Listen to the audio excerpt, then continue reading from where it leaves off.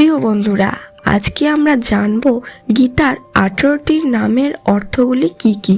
শ্রী শ্রী গীতা মাহাত্ম্য অংশে দেখা যায় ভগবান শ্রীকৃষ্ণ সর্বপাপ নাশকারী গীতার নামাবলী প্রকাশ করেছেন।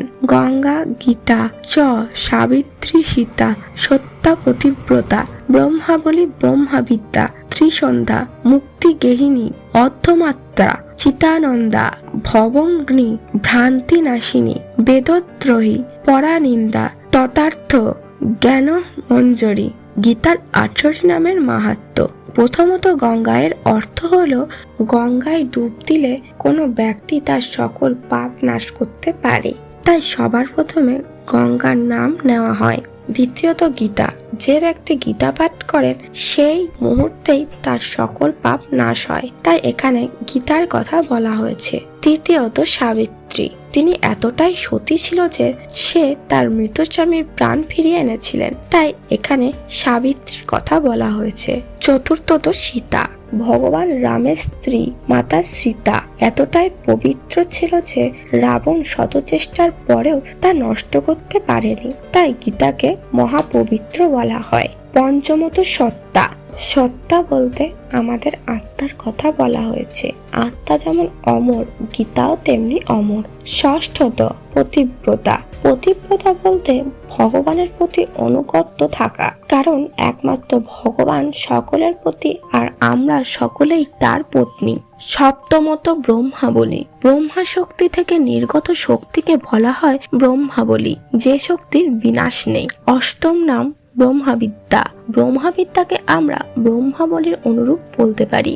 নবম নাম ত্রিসন্ধ্যা, ত্রিসন্ধ্যা মানে হলো 3 কালের সমষ্টি, যথা ইহকাল, বর্তমানকাল ও পরকাল।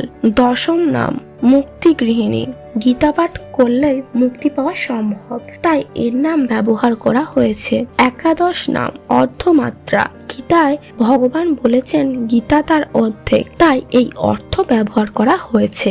দ্বাদশ নাম চিরানন্দা, চিৎ জগতের যে আনন্দ তাই চিরানন্দা। ত্রয়োদশ নাম ভবঙ্গী, ভবযুক্ত অগ্নি, অগ্নি যেমন সোনা পুরো খাঁটি সোনার পরিবর্তন করে, ঠিক তেমনি গীতায় পারে আমাদের ভব পুরো ঝড় সকল পাপ দূর করতে।